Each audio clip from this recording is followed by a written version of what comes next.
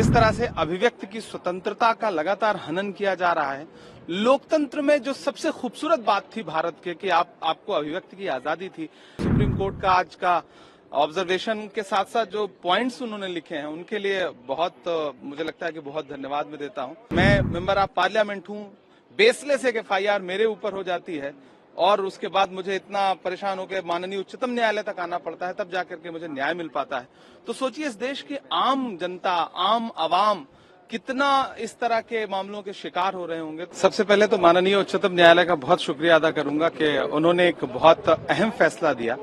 ये फैसला सिर्फ एक इमरान प्रतापगढ़ी के लिए राहत नहीं है, बल्कि इसका संदेशा दूर तक है। जिस तरह से अभिव्यक्ति की स्वतंत्रता का लगातार हनन किया जा रहा है, लोकतंत्र में जो सबसे खूबसूरत बात थी भारत के कि आपको अभिव्यक्ति की आजादी थी और कम से कम कला, आर्ट, कोई भी आर्ट हो, कोई भी फॉर्म हो, पोइट्री हो या फिर ड्रामा हो या फिर और कोई आर्ट का फॉर्म हो, जिस तरह से उसको टारगेट करके पिछले 10 सालों में मौजूदा सरकार ने उसको कुचलने की कोशिश की है, उसके खिलाफ जो सुप्रीम कोर्ट का आज का ऑब्जर्वेशन के साथ साथ जो पॉइंट्स उन्होंने लिखे हैं उनके लिए बहुत मुझे लगता है कि बहुत धन्यवाद मैं देता हूं।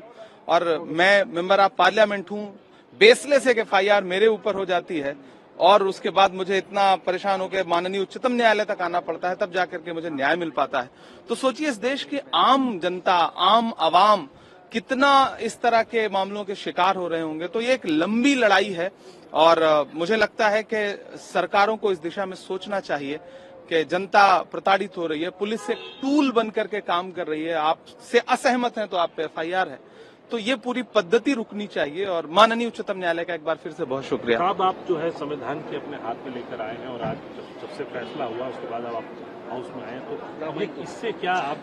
दरअसल हमारे नेता राहुल गांधी जी एक बात कहते हैं कि देश संविधान से चलेगा और इसको बचाने की लड़ाई हम सबको लड़ना है, लोकतंत्र को बचाने की लड़ाई लड़ना। तो जाहिर सी बात है कि यही वो किताब है जिसने आज मुझे न्याय दिलाया है। तो मैं इस किताब का भी बहुत शुक्रिया अदा करूंगा जो हमारे लिए बहुत महत्वपूर्ण है। और मैं एक मेंबर ऑफ पार्लियामेंट हूं, मैं इस चीज को इंश्योर करने की लड़ाई लड़ूंगा कि देश संविधान से चले।